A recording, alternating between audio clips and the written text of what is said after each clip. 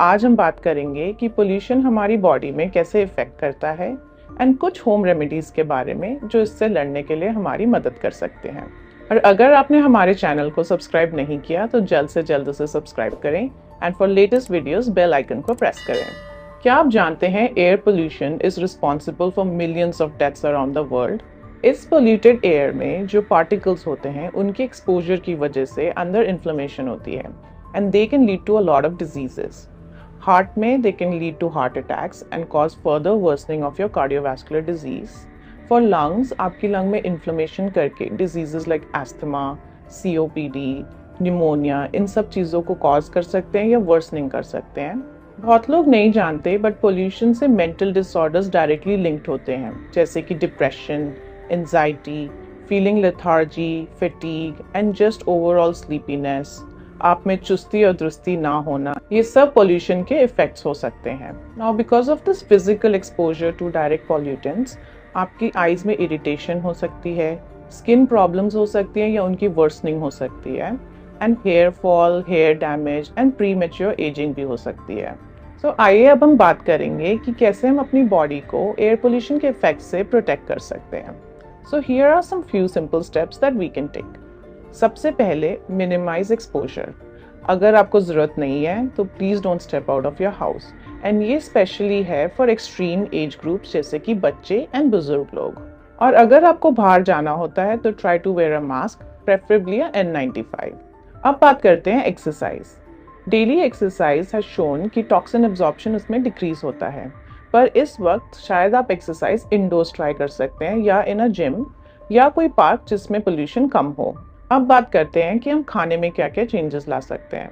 So don't forget to fill your plate with antioxidant rich food जैसे कि berries, green leafy vegetables, nuts and even green tea. आप omega 3 fatty acid भी add कर सकते हैं अपनी डाइट में।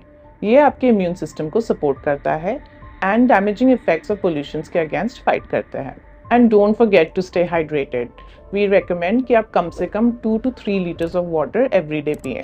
जहाँ तक हो सके install air purifiers at work and in your personal space and अगर पॉसिबल तो अपनी इंडोर स्पेस को ग्रीन अप करें।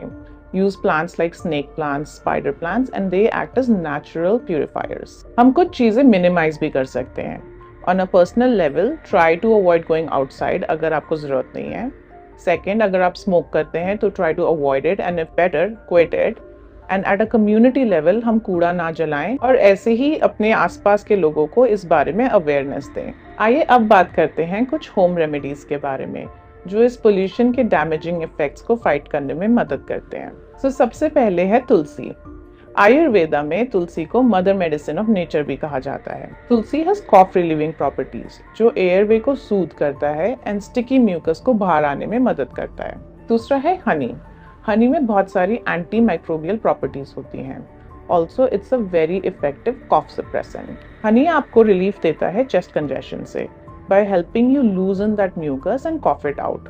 ये वेट कॉफ में भी बहुत मददगार होता है। आप एक चम्मच हनी हर रात को ले सकते हैं to reduce the severity of cough and it's also very yummy. Another important herb is mulethi, जिसे हम स्वीट वुड के नाम से भी जानते हैं।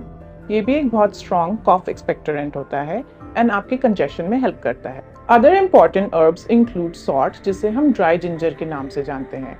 आप इसको हनी के साथ सेवन कर सकते हैं and it also helps you suppress that cough. Giloy is another effective herb जो allergic reactions from the pollutants को हेल्प करता है फाइट करने में बाय बूस्टिंग योर इम्यूनिटी। तो आज हमने बात करी कि पोल्यूशन के डैमेजिंग इफेक्ट्स क्या होते हैं और कुछ होम रेमेडीज के बारे में जो इन इफेक्ट्स से लड़ने में हमारी मदद कर सकते हैं। ऐसी ही और हेल्थ रिलेटेड वीडियोस के लिए आप हमारे चैनल से जुड़े रहें।